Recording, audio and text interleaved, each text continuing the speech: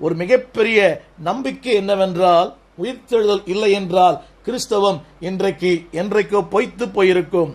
இன்றைக்கு கிறிஸ்தவத்துக்கு விரோதமாக எழும்புகிற ஆயிரக்கணக்கான விமர்சனங்கள், பரியாசங்கள், கிறிஸ்து உயிர்த்தெழவில்லை இல்லை என்பானுடைய அவருடைய கல்லறை இன்றைக்கும் பேசுகிறது. அவருடைய சத்தியம் இன்றைக்கும் பேசுகிறது. எதை காண்பிக்கிறது? கிறிஸ்து உயிர்த்தெழுந்தார். உயிர்த்தெழுந்த கிறிஸ்து சொல்லுகிற சில சத்தியங்களை உங்களுக்கு சொல்ல விரும்புகிறேன். அதாவது, கிறிஸ்துவின் கல்லறை மனிதனுக்கு எதை போதிக்கிறது? மத்தேயு சுவிசேஷம் 28ஆம் அதிகாரம் கிறிஸ்துவின் கல்லறை மனிதனுக்கு போதிக்கிற முதல் சத்தியம், பயப்படாதிருங்கள். இதான் கல்லறை சொல்லும் காவியங்கள். இந்த கல்லறை என்ன சொல்லுகிறது? இந்த காலி கல்லறை, பயப்படாதிருங்கள்.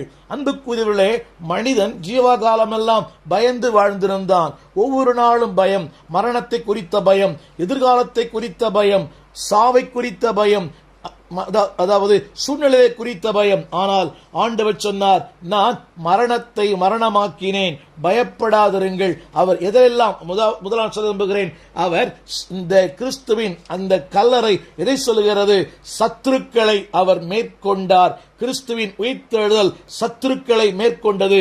கவனிங்கள், சத்துரு அல்ல, சத்துருக்கள். எப்படிப்பட்ட சத்துருக்கள்? இந்த உலகத்திலே ஆண்டவர் இந்த உலகத்தை அவர் மேற்கொண்டார். யோவான் சுவிசேஷம் 16ஆம் அதிகாரம் 33ஆம் வசனம்.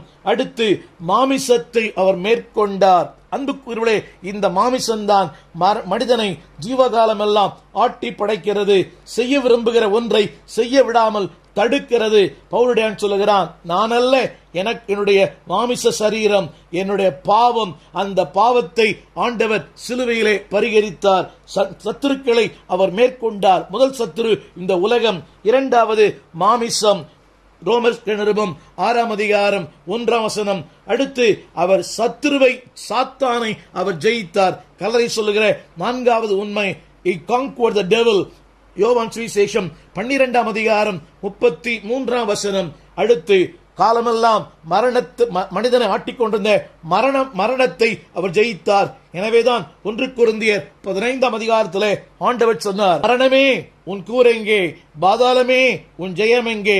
கல்லறை சொல்லுகிற 5வது குறிப்பு, அவர் மரணத்தை அவர் மேற்கொண்டார். அது மட்டுமல்ல, நித்தியத்தை அவர் மேற்கொண்டார். வசனத்தை படிக்கிறேன், கேளுங்கள். வெளிப்படுத்தல் 1:17, மரித்தேன் ஆனாலும் உயிரோடு இருக்கிறேன்.